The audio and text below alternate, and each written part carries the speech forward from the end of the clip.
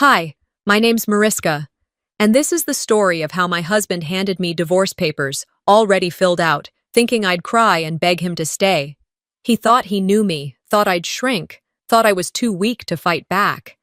But what he didn't know was that the house he lived in, it was mine, that the company he mocked, I built it behind his back, and when I finally signed those papers, he cried harder than I ever did. But how did we get there? How does a marriage end in silence, manipulation, and a sealed envelope on a breakfast table? How does a woman like me get erased by her own family and still rise? Would you stay if the man you married planned his exit before he ever gave you a chance to speak? It was one of those Sundays where the sun hit just right through the kitchen window, warming the countertops I'd wiped down hours ago. I had been up since 6, prepping the roast, chopping vegetables, setting out the cloth napkins my mother gave me when I got married. They were cream-colored, embroidered with my initials, my only initials, since I never took his last name. Wendell never noticed. The house smelled of rosemary and garlic when Delphine walked in, trailing expensive perfume and judgment. She glanced around like she was inspecting a hotel suite, not the home I kept spotless every single day. Wendell followed right behind, laughing too loudly at something she said. They didn't even say hello to me. I smiled, like I always did. Lunch was on the table by 1, just like Delphine liked. She settled into the chair at the head of the table, a chair I used only when no one else was home. Wendell sat next to her. I poured iced tea, filled plates, made sure the butter was soft but not melted. I asked if anyone wanted extra dressing. No one answered. "So," I said gently, "I was thinking maybe we could all take a short weekend trip. Somewhere by the lake?" Silence. Delphine dabbed her mouth with a napkin, turned to Wendell and said, "You know, a weekend at the lake would be nice. I heard the cabins up near Marble Falls are beautiful this time of year." Wendell lit up. "That's a great idea, Mom." And just like that, everyone agreed. My words had vanished from the room like they were never spoken. I laughed with them, a soft little sound that barely made it past my lips. But inside, I felt like I was dissolving. It wasn't the first time. A few months back, the church released their annual donor list. I stared at the bulletin board after Sunday service, looking for our names. Wendell Hartman was listed right under Gold tier, just below his parents. No mention of me. I was the one who'd written the check. I was the one who donated in memory of my father. But no one asked. Back at home, after clearing the plates, Delphine never lifted a finger. I stood near the living room doorway while Wendell and his mother admired the sofa set. It was beige with deep cushions, the kind of thing you'd see in a catalog. I picked it. I paid for it. It had been my gift to us after the wedding, using the money my aunt had given me in lieu of a bridal shower. Delphine ran her hand over the armrest. "I always knew this style would work in this house," she said. "Glad you listened to me, Wendell." He laughed. "Yeah, Mom's got great taste. This whole living room feels like her." My breath caught. I didn't marry a man. I married a monument to his mother. To everyone else, I had the perfect husband. "He helps around the house," they'd say. "He's such a sweet guy." They didn't see the dishes I washed, the laundry I folded, the bills I paid. Wendell hadn't cooked since our anniversary. That was a year ago. And Delphine? She called her helpful because she brought over banana bread and rearranged my kitchen cabinets. She said she was optimizing flow. I had spent months getting it exactly how I liked it. I said nothing. And that night, after they left, I sat at the kitchen table staring at my hands. I wasn't sure when they started shaking. I rubbed my thumb across my palm like I was trying to smooth something invisible. My family had always said I was sensitive. Being the youngest, you get told to compromise, to keep the peace. That pride is expensive, but silence is cheap. I could still hear my mother's voice. Peace is worth more than pride. But what if both were dead now? What if I was choking on peace? I got up to put away the dishes, moving slowly through the kitchen like my bones were heavy. Wendell was upstairs watching sports. He hadn't said a word since his mother left. I walked past the staircase, went straight into our bedroom. The wedding picture still hung above our bed. My smile in the photo looked fake now, too white, too wide. I opened the drawer of my nightstand to grab a sweater. The room had turned chilly. but my hand touched something smooth, not fabric. It was a sealed envelope, cream-colored, no stamp, no return address. I pulled it out and sat on the edge of the bed. The envelope was thick, heavy in my palm, like it knew what it contained would shift something inside me. My fingers hovered on the edge, not ready to tear it open, but also unable to let it go. My heart didn't race. It didn't need to. I already knew. I didn't open that envelope right away. I sat there for maybe 20 minutes, just staring at it, like it might vanish if I waited long enough, but the weight of it sat in my lap, real and undeniable. Eventually, I ran a finger along the seal and pulled it open. Inside wasn't a letter. It wasn't a card. It was a stack of neatly clipped pages, a divorce petition, drafted, signed, dated. His name was there, in ink, Wendell S. Hartman, and under respondent, in a blank space, waited mine, Mariska L. Nguyen. Every line was filled except for the financial sections. There were no notes on the house, no mention of the bank accounts or the car or the business I built behind the scenes. He'd left those parts open, unfinished, as if he assumed he'd fill those in later, maybe after I begged him to stay. My breath stayed shallow as I flipped page after page, wondering how long this had been tucked away. My mind jumped to that Tuesday he came home unusually quiet, the time he'd gone 3 days without speaking after I told him I'd started consulting for a firm in Denver. Was he planning this then? I pressed the papers flat across my knees and read the header again. Petitioner, Wendell S. Hartman. Petitioner. I didn't feel fear, not right then, just insulted. He'd written me out of our story before I even knew he'd picked up a pen. That night, I said nothing. I folded the papers back neatly, tucked them into a manila folder, and locked them in the safe behind my books. The one he thought held our marriage certificate and some travel documents. Maybe he never expected me to find the envelope, or maybe he hoped I would, and that it'd scare me into being quiet again. He'd used silence as a weapon before. It worked the first time. We'd been married just over 2 years when I confronted him about the way he talked to me in front of his mom. He hadn't shouted or cursed. He just didn't speak to me for 3 full days, moved into the guest room, left his dirty dishes in the sink, turned the volume up on the TV loud enough to drown out the sound of me crying in the shower. When I finally apologized, he kissed my forehead and said, "Glad we're back to normal." That was the script. His silence. My apologies. Over and over. A performance we'd perfected. Except this time, I didn't cry. I didn't apologize. I just cooked dinner, cleaned up, and laid in bed next to him like nothing had changed. But something had. Something cracked. The next morning, the doorbell rang. I was still in my robe, coffee half finished, when I peeked through the window and saw a familiar brown paper bag on the front step. Groceries. Delphine's handwriting on the note attached. For rye, no spice, don't let Kelly eat it. Kelly. Not even my name. I stood there for a full minute, the paper growing damp in my hands. The containers inside were clearly labeled, each with a little smiley face she drew when she wanted to act cute. Homemade meatloaf, her famous chicken casserole.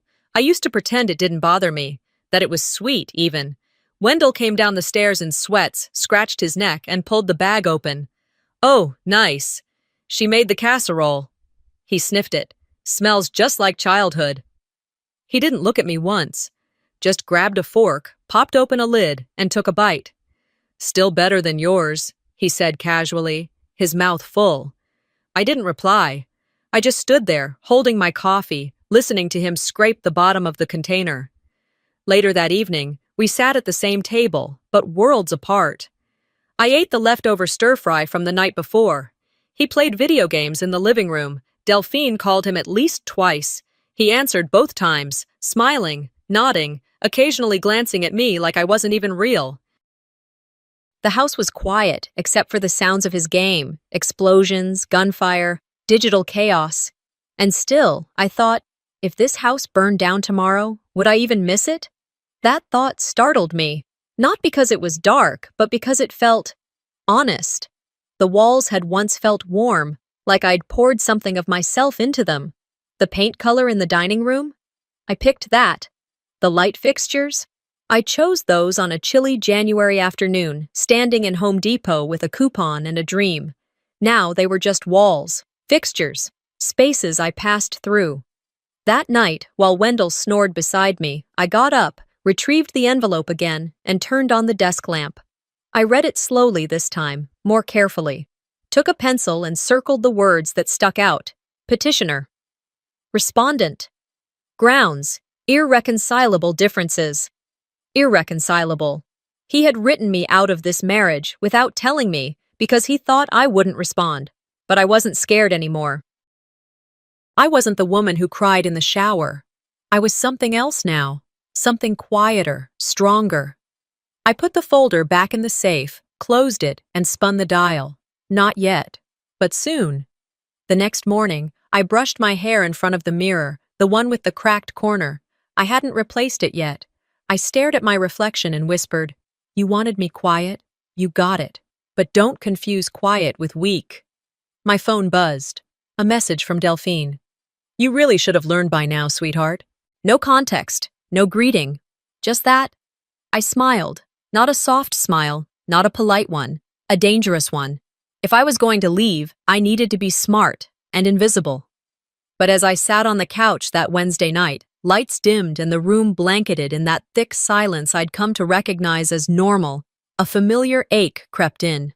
Not fear, not hesitation, loneliness, the kind that makes you reach for a voice that once felt like home, even if it hasn't sounded like one in years. I picked up my phone and scrolled through my contacts.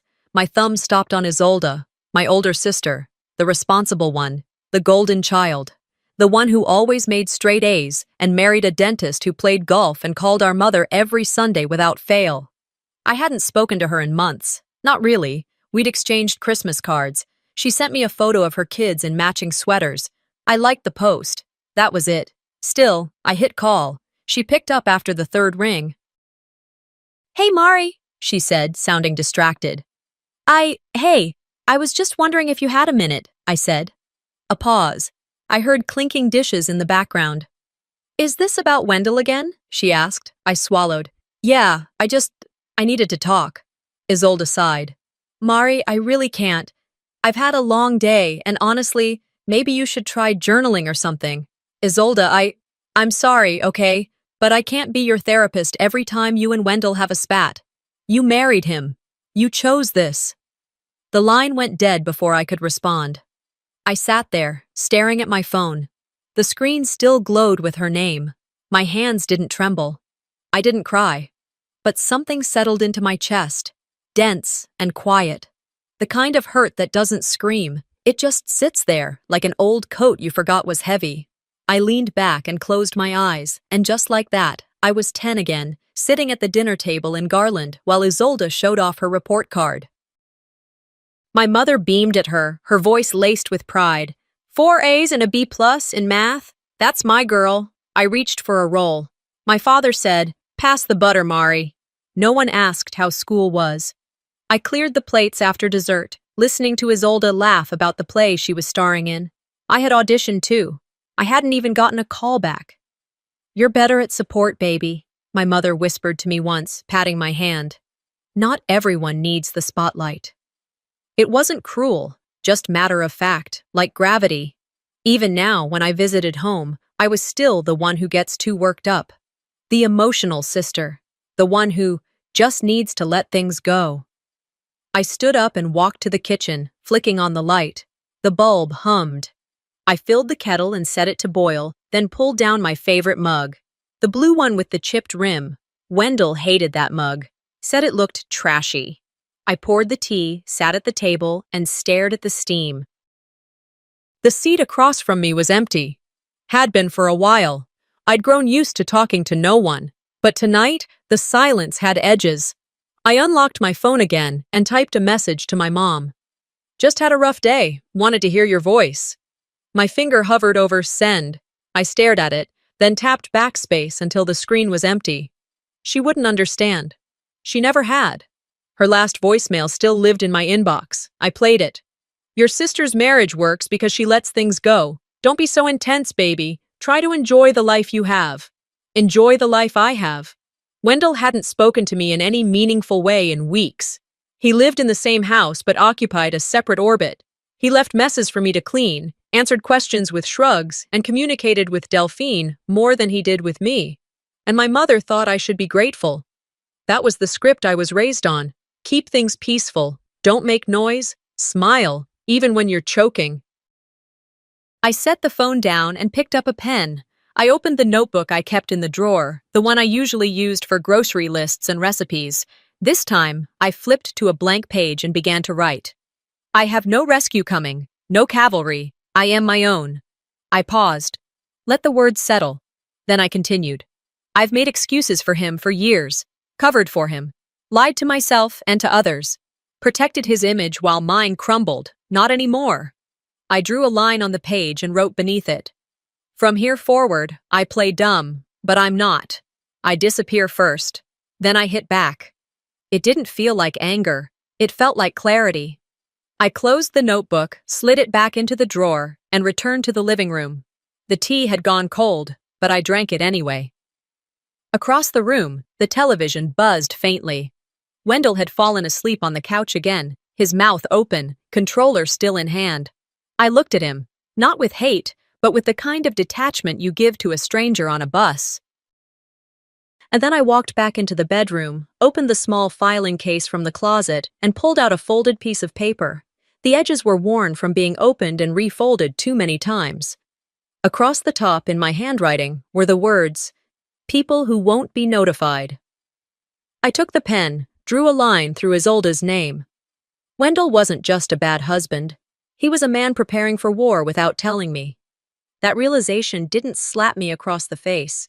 It seeped in slowly, like water under a locked door. Quiet. Constant. 2 nights later, I was dusting the baseboards in our bedroom, something I usually did on Saturdays, but it was only Thursday. I wasn't trying to clean. I was trying not to think. That's when I pulled the bed skirt up and saw it. A small, beat-up shoebox I didn't recognize. It didn't look like much. No label, no lock, just an old lid held down with a rubber band that had seen better days.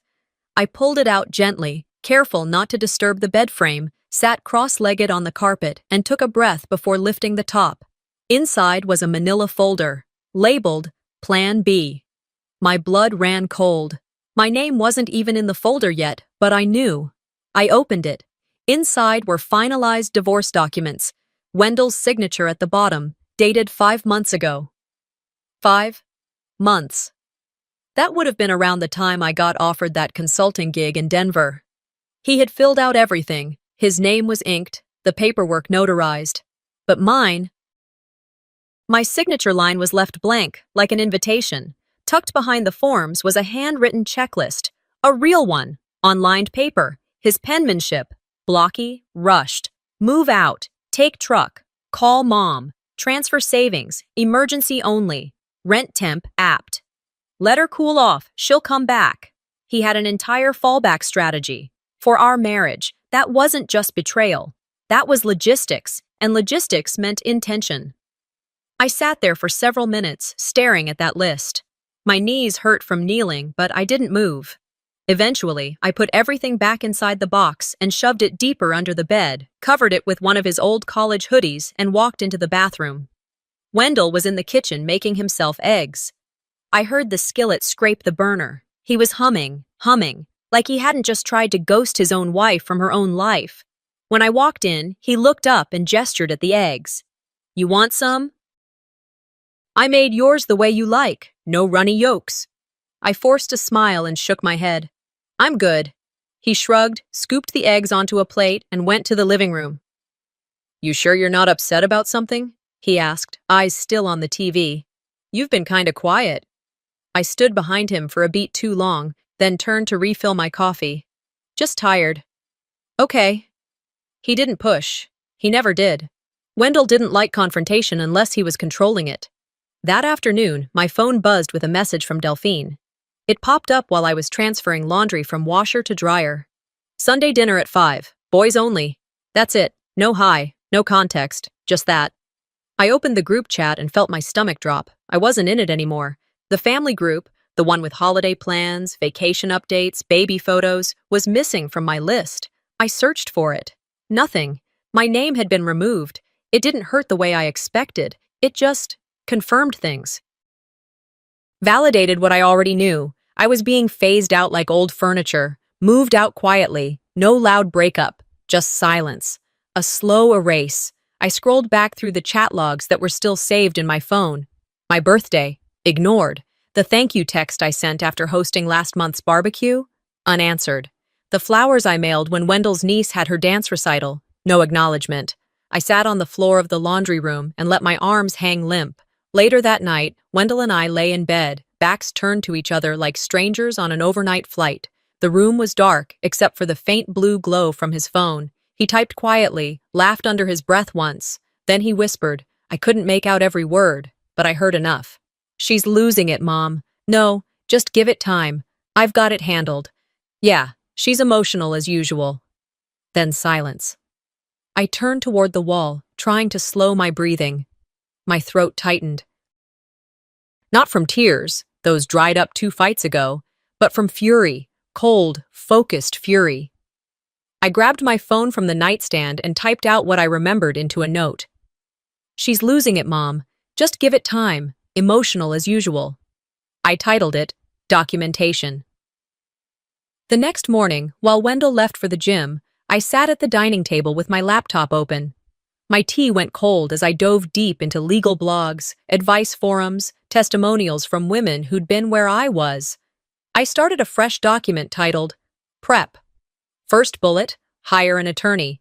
Second, move my savings. Third, make copies of everything. Fourth, act normal.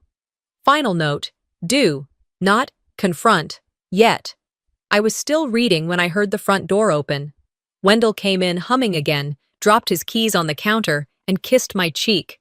You're up early. I smiled. Felt like cleaning. He nodded, wandered into the living room, and turned on the TV. ESPN, of course.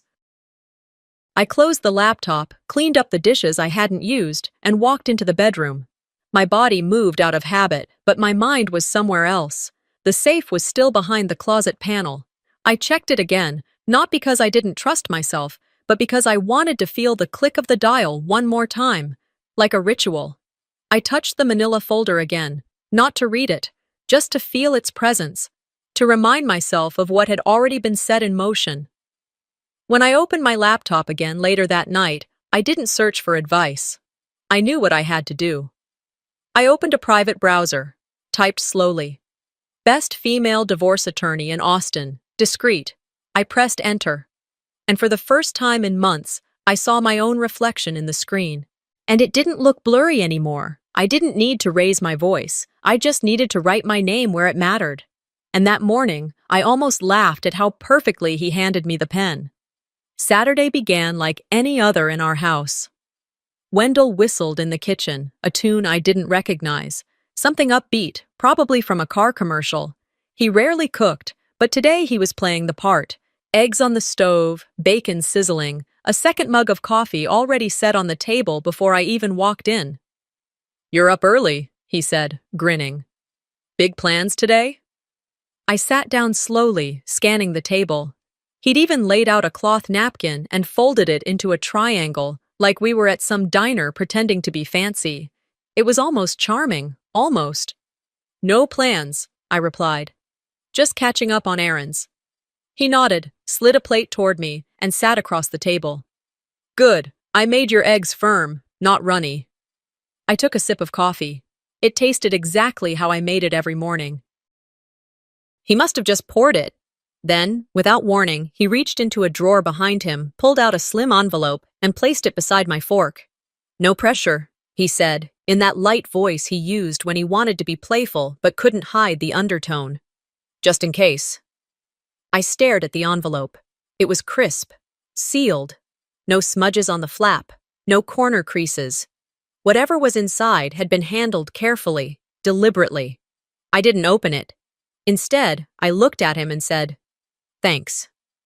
He blinked, a little thrown off by my lack of reaction, but covered it with a chuckle. See? I knew you'd get it. I just like to be prepared, that's all. Prepared. The man who couldn't set an alarm on time, who needed reminders to pay the electric bill, who didn't know where we kept the tax files, was prepared enough to have divorce papers drawn up, signed, and gifted like a party favor. I picked up the envelope, placed it in my handbag beside my keys, zipped it shut, and took another bite of toast. "I'll take a look later," I said, not meeting his eyes. He leaned back in his chair, folded his arms behind his head like he'd won something. "No rush. You're not going anywhere." That's what he thought. We went through the rest of breakfast like two actors in a scene neither of us believed. He commented on the weather. I nodded. He laughed at a meme on his phone. I smiled politely. When I cleared the table, he thanked me, and when I turned my back, I knew he was watching, waiting for some crack to show. But I gave him nothing. That evening, I stood at the kitchen sink, rinsing dishes while he watched TV. The same noise, the same channels, the same dent in the couch cushion where he always sat. I dried my hands, walked into the living room, and stood quietly until he looked up. "Wendell," I said, keeping my tone calm, "if you ever actually submit those papers, make sure you're ready for what comes with it." He looked amused, not threatened. "What, you gonna take the couch?" I didn't blink. "Just be sure you understand what you're offering before you hand it over." He laughed, shaking his head like I was a child playing pretend. "You won't do anything. You love the life I let you have." "Let me have." I nodded slowly and walked away, not saying another word. I didn't need to argue. He thought he was holding the leash. He hadn't noticed I'd already slipped it off. That night, after he went to bed, I opened my notebook, the one I kept hidden behind the cookbooks in the pantry. I flipped through pages filled with records, dates, conversations, screenshots. I added a new entry at the top. 5/6, received new envelope. Signed, dated. Witnessed him deliver it. Confirmed his intentions. I filed it with the rest, closed the notebook, and labeled it with a red sticker. Then I sat in front of the mirror, brushing my hair, just like always. I looked into my own eyes and whispered, "This is the last time you get to play small." I remembered something then. A conversation from 3 years ago. The first real crack. We'd been married a little over 2 years. I had tried a new recipe, something I'd been excited about, a pasta dish I saw on a cooking show. Wendell had walked in, took one bite, and grimaced. "This is what you've been working on all afternoon?" I smiled nervously. "I know it's different, but I thought, you're lucky I put up with all this, Mari." That was the moment. Not because of what he said, but how he said it, like he believed it, like he meant it. "You're lucky I put up with you." Since then, every disagreement, every instance of him dismissing me, belittling my thoughts, ignoring my efforts, they all traced back to that moment, that belief, that he was doing me a favor by staying married to me. I knew better now. He thought I was too attached, too afraid, too dependent. But fear and dependence are not the same thing. One is a chain, the other, a choice, and I was done choosing this. I opened the drawer next to the desk and pulled out the folder I'd been building. Inside were documents, letters, copies of the deed, financial records, all neatly organized. I took out a pen and added a new note on the cover. He escalated first. I warned him. Next time, I don't warn him in. Revenge doesn't need fireworks, just a signature in the right line. And that signature, in thick blue ink at the bottom of page 4, was mine. Legally sound, ironclad. 5 years of married performance, unraveled by a line I'd practiced 1,000 times in my head, but signed only once. 3 days after Wendell handed me that envelope over eggs, I sat at the breakfast nook, sipping coffee, waiting for the knock. He was in his usual spot on the couch, half watching some rerun of a game he'd already seen twice. When the doorbell rang, he barely reacted. "Get that, babe?" he called out. I was already standing. Outside stood a man in a navy jacket holding a clipboard and an envelope. His badge read, "Process Server, Travis County." I opened the door without a word. "Mrs. Nguyen?" he asked, calm, practiced. "Yes." He handed me the envelope. "Documents for Mr. Wendell Hartman." I turned slightly. "He's in the living room." The man stepped in, nodded politely, and said in a voice just loud enough for both of us to hear, "Mr. Hartman, you've been served." Wendell turned, startled. "What?" He stood up, took the envelope, and flipped it open right there. "What the hell is this?" "Notice to vacate, along with proof of ownership," I said. He scanned the documents, eyebrows rising as the realization sank in. "This house is in your name?" I nodded. "And it's not community property. I bought it before we were married. Under an LLC. His mouth hung open, speechless for the first time in weeks. "Let me guess," I continued. "You thought we'd just split everything. That because we were married, it automatically became yours too." He didn't answer. "You never asked. You just assumed." He dropped the papers on the coffee table. "You're kicking me out?" "No," I said calmly. "The law is." That afternoon, while he sat in the bedroom pacing and calling people who didn't answer, I poured myself another cup of tea and opened the curtains. It was sunny, unusually breezy for Austin. I had the windows open, and the wind carried the sound of lawnmowers and birdsong, and for a moment, I let it wash over me like background music to a life I hadn't lived yet. Around 3, Delphine showed up. I didn't even hear her car pull in, just the sound of the front door slamming and the unmistakable voice of someone who's used to being heard. "You've lost your mind!" she shrieked, heels clicking against the tile as she stormed in. I stayed seated at the kitchen island, calm, ready. "This is our family home," she barked. "You think you can just erase history with a document?" I met her gaze evenly. "It's not history, it's property, and it's mine. Wendell grew up here." "No," I corrected. "Wendell lived here. After I bought it. Before we were married." He didn't put in a single dime. I handled the down payment, the mortgage, the taxes, everything. The house was in a holding LLC under my name before he ever moved in. The title's clean. The records are public. Delphine narrowed her eyes. "You really think this will make you look good in court?" "I'm not here for court. I'm here for truth," she scoffed. "You'll ruin your own husband?" "No," I replied, standing slowly. "He ruined himself. I'm just calling it." She opened her mouth again, but I didn't give her time. "You both have 72 hours to vacate. The server was clear. You can scream all you want, but unless you want an officer at your door, I suggest you use the time wisely." She stood there, trembling in fury, but not moving. "I always knew you were ungrateful," she hissed. "All these years I tried to welcome you, and this is how you thank us." "You tried to control me," I said softly. "There's a difference." She didn't speak after that. She turned and walked out, slamming the door harder than necessary. Wendell didn't come out of the bedroom until dinner. He didn't speak to me, just stood in the hallway holding the eviction notice, reading it again like he expected the words to change. I said nothing. What was left to say?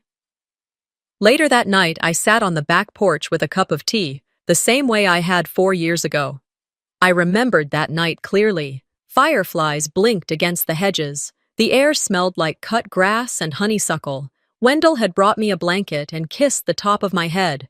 It was quiet, and in that moment, I thought I could love him forever. That was the last time this house felt like mine. Everything after had been performance. A marriage built on pretenses and apologies and invisible bruises. Now it was just a structure. I'd already moved out emotionally years ago. By Sunday morning, movers arrived, per protocol. I stayed upstairs while they worked.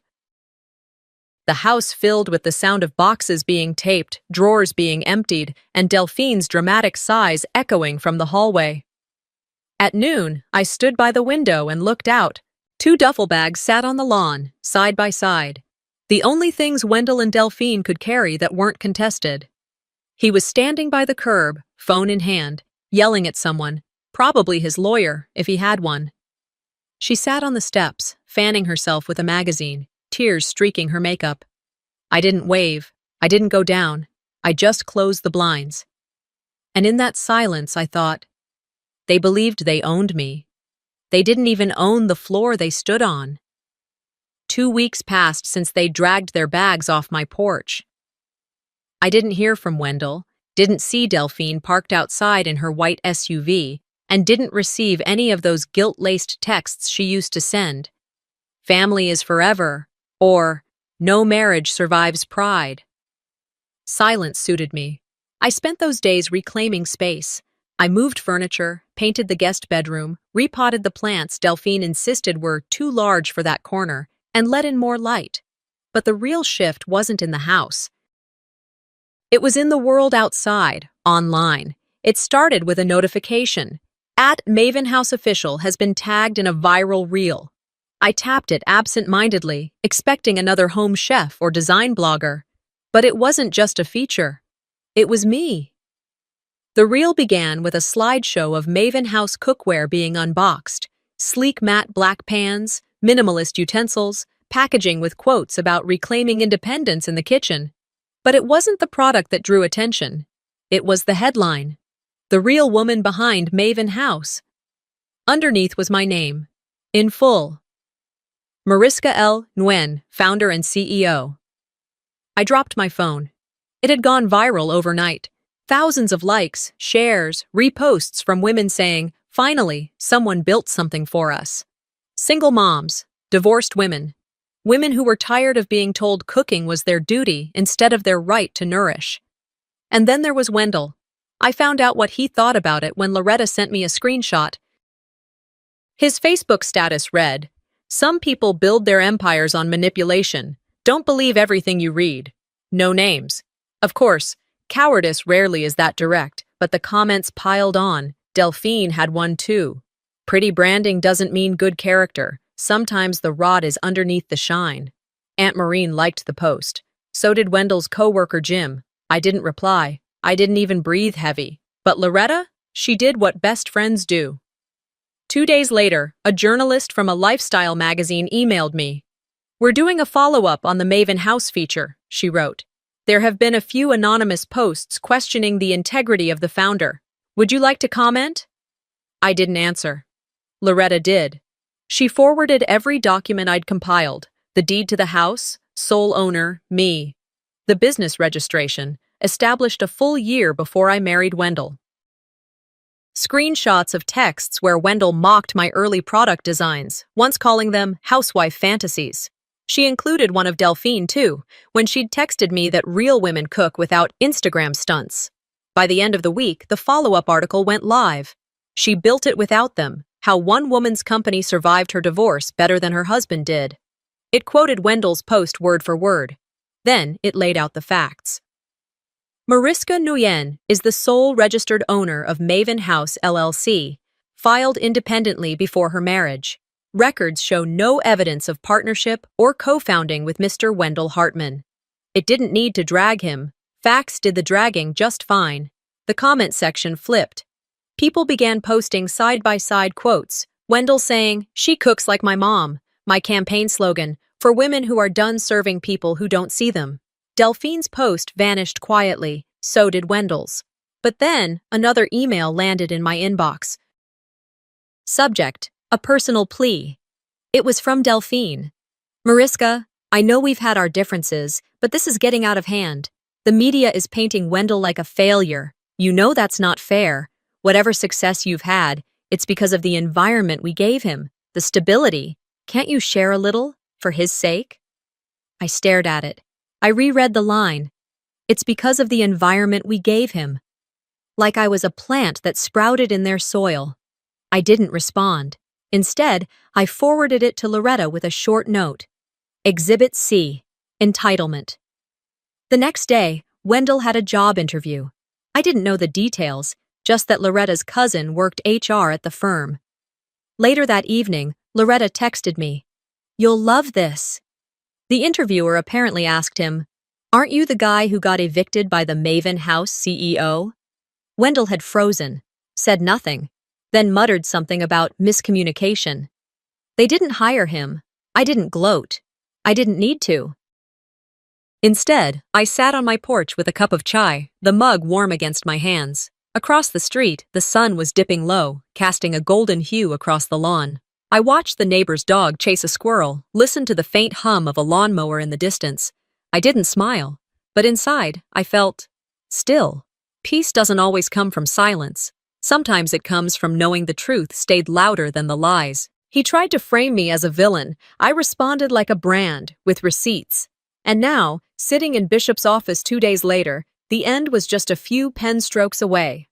Bishop sat across from me, sleeves rolled up, glasses perched low on his nose. His voice was steady, the kind you lean on when your own feels shaky. "You've already won, Mariska," he said, sliding the documents toward me. "Now let's seal it." The paper was warm from the printer, but it could have been ice for how steady my hand stayed. I didn't rush. I read every clause like it was a vow in reverse. Every line was something I'd survived.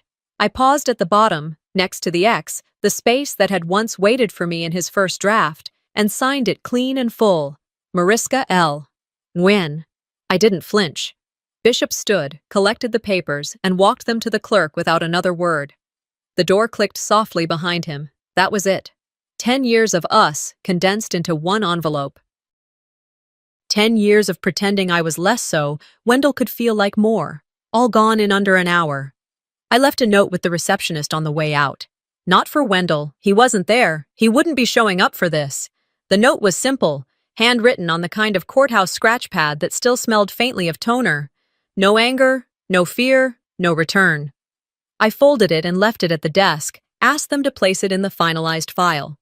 Outside, the air was bright and hot, the kind of dry heat that makes your lungs feel dusty even before you exhale. I didn't take the usual route home. I stopped by a little bakery that had opened down the street. I bought one croissant and sat outside, savoring it with a kind of deliberate slowness. I wasn't celebrating. I was acknowledging. Meanwhile, somewhere across town, the mailbox at Wendell's rented duplex clicked open. He would have seen the return address. Bishop Morrow, Family Law. He probably thought it was a follow-up letter, maybe a misplaced document. He opened it without thinking. Then he read the first line. This is to confirm the court's acceptance of the finalized divorce decree, case number TX 486122. I didn't hear the reaction, of course, but Loretta later told me her friend who lived next door heard shouting, slamming, something glass breaking, and then silence. I imagined him storming through the cramped living room, pacing, demanding answers from Delphine, who was probably sitting on the lumpy recliner trying to breathe through her third round of sinus meds. She had fallen sick right after the eviction. Stress, maybe. Or just the weight of reality settling in. She actually did it? He must have yelled. Delphine wouldn't have responded right away. She hated being caught off guard. But eventually, she said the one line that told me she knew. You should have never let her read those papers. It wasn't regret. It was fear. They thought I'd fold. Instead, I filed. Days later, Wendell stood in the middle of his rental, paint peeling near the baseboards. The coffee maker Delphine had insisted they keep now sat broken on the counter. The space smelled like old pizza and borrowed time. This can't be my life, he said to no one. But it was. The life he thought he could control. The woman he thought he could corner. The house he thought he owned. Gone. All of it. And me? I wasn't watching it happen. I wasn't gloating from across the street. I wasn't even in Austin anymore. I was in Denver. A soft opening for Maven House, my first showroom. It wasn't glamorous. There was no ribbon cutting or champagne. Just me, Loretta, Jolene, and a room full of women who had been quietly cheering me on. Women who'd sent emails like, "You gave me permission to start again." Women who said they finally felt seen. There were no speeches, no bright lights. Only shelves lined with products I'd designed with women like me in mind. Pans that didn't require forearm strength to lift. Measuring spoons engraved with actual font sizes you could see without squinting. I poured a glass of sparkling water and lifted it quietly. To living without fear of being erased, I said. Loretta clinked her glass against mine. You didn't just survive, babe. You outbuilt him. I smiled, and this time, it wasn't the smile I used to wear for guests or at family barbecues. It was mine. Real. Rooted. Later that afternoon, when the last guest had left and Loretta was stacking glasses in the back, I stepped outside. The building was small, tucked into a quiet block in the Arts District. But the front was all glass, clear and unapologetic. And across the top of the door, in matte gold letters, it read, Mariska L. Nguyen, founder CEO. I walked up, placed my palm gently on the glass just beneath my name, and closed my eyes. This wasn't a rebirth. It was a return. He handed me divorce papers thinking I'd beg. He forgot who he married. He tried to break me quietly, but I ended us permanently. It's been a little over a month since I signed the final page, since I walked out of the courthouse and left behind not just a chapter, but an entire story that was no longer mine to carry. No press, no witnesses, no one watching the ending but me, and that was enough. Since then, I've packed up what was mine. Not just belongings, parts of myself. The small, scattered pieces that I had silenced or tucked away so that someone else could shine louder in the room. I boxed up the compromises, taped shut the parts where I'd bent too far, too often, and walked into a life where every corner reflects my breath, my rhythm, my name. Freedom is a quiet kind of revolution. Some mornings, it still catches me off guard. Waking to the soft filter of sunlight through my sheer curtains, the silence that isn't tense or uncertain, but comforting. Real, like taking a breath after holding it too long underwater. That morning started like most now. Coffee brewed in the kitchen. My apartment calm. The air carried the smell of toasted cardamom from the bakery downstairs. I sat at my desk, scrolling through campaign drafts and sketching out new ideas, when my phone buzzed. A text. From Wendell. The name lit up the screen like a ghost that hadn't yet realized it was dead. I hadn't heard from him since we signed the final paperwork. No closure call. No awkward apology. Just absence. The message was long. Too long for someone who had once claimed I made him feel suffocated by all the talking. You were stronger than I thought. You won. Happy. I stared at it for a moment. My thumb hovered over the reply bubble, but there was no knot in my chest, no anger bubbling to the surface, no heartbreak waiting to claw its way back. Just clarity. I typed, "You never really knew me, that's why you lost me." And then I deleted the thread. Not out of spite, not to be dramatic, but because I didn't need it anymore.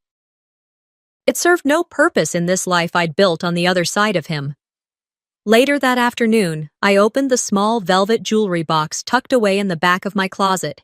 Inside, beneath a pair of rarely worn earrings, was a folded piece of yellowed stationery. The edges were soft from time, but the handwriting hadn't faded. My mother's letter. She had written it the summer before I left for college. I'd read it once, tucked it away, and forgotten it through years of holidays, arguments, and messy compromises masquerading as love. I read it again now, line by line, as if for the first time. Never shrink to fit into someone else's idea of love. You are not too much. You are exactly enough. I sat on the edge of my bed and wept, not because I was broken, but because I wasn't anymore. Because somewhere, beneath all the roles I had tried to play, the woman my mother had written to was still here. That weekend, I went to the frame shop on the corner. I chose a frame with dark wood and a matte finish, simple, strong, honest. I hung it just inside my front door. Now, every time I leave or come home, I see her words first. A compass, a reminder. A few days later, I booked a one-way ticket to Garland. I didn't pack a suitcase, just a shoulder bag and enough quiet resolve to carry me through. The drive from Dallas was slow, steady. I passed places that hadn't changed. Gas stations with peeling signs, the old Dairy Queen with the blinking queue, the church where I once gave a speech on forgiveness I hadn't yet learned to believe in. And then, finally, I reached the street where my childhood had lived. The house was still there. Same brick, same crooked mailbox. The tree in the front yard was taller now, casting long shadows across the lawn. It looked like it had seen everything and survived it anyway. I didn't walk up to the door. I didn't need to. I stood at the edge of the sidewalk, hands in my pockets, and whispered, I didn't leave broken. I left unfinished. And that was all the closure I needed. Back in Denver, life continued. The showroom that once held rough prototypes now sparkled with final products, beautiful, functional, mine. The team I built was thriving. We didn't run on fear or hierarchy. We ran on respect. I was no longer the one trying to prove herself in every meeting. I was simply the one who'd built it from the ground up, without apology. Evenings were quieter now. No debates over what to eat, no tension over the remote, just the gentle hum of music playing as I cooked a meal for one, danced barefoot in the kitchen, watered my plants. But even peace carries echoes. Some nights, I'd roll over in bed and feel the ghost of his absence, not because I missed him, but because habits linger longer than love. That's when I'd reach for the frame by the door, run my fingers along its edge. Whisper, healing doesn't mean forgetting, because it doesn't. It means living well despite the memory. One afternoon, I was walking past my storefront when I overheard two women talking outside. They didn't see me. "That's her," one said, nodding. "She's the one who left him, the guy who tried to take everything." The other woman looked at me as I passed. She smiled. "You didn't just leave him," she said. "You reclaimed you." I smiled back. She was right. This wasn't a story about divorce, or even revenge. It was a story about return. To myself. To the woman who danced too loudly in the kitchen, who asked too many questions, who loved too deeply and refused to be folded into a smaller shape. This wasn't about loss. It was about liberation. He tried to break me quietly, but I rebuilt louder, and I carry myself, not as a survivor, but as a woman who walked through fire and came out holding her own hand, not because she had to, but because finally, she could. Sometimes, the loudest kind of strength is the one that never raises its voice. Mariska didn't scream, didn't argue, didn't fight back the way others expected. Instead, she planned, endured, and when the moment was right, she walked away with her head high. This story isn't just about revenge, it's about reclaiming your identity when the world has tried to write your story for you. Have you ever been underestimated like Mariska? Have you ever had to rebuild from silence? Share your thoughts in the comments, and don't forget to subscribe for more real, powerful stories like this one.